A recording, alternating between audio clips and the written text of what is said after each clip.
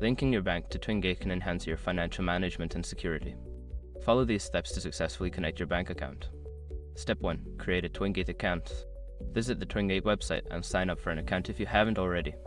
Provide the necessary information and verify your email address to activate your account. Step 2. Access the integration section. Don't continue before doing this.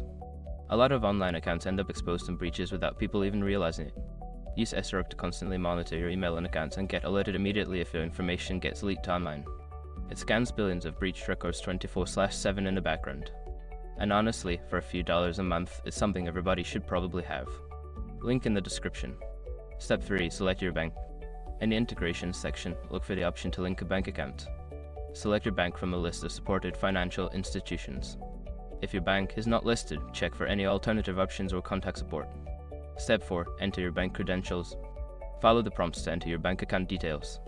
This may include your account number, routing number, and any required authentication information. Ensure that you're entering this information securely. Step 5. Confirm and save. After entering your bank information, review the details for accuracy.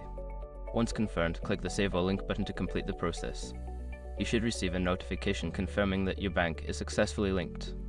By following these steps, you can easily link your bank account to Twingate and take advantage of its features.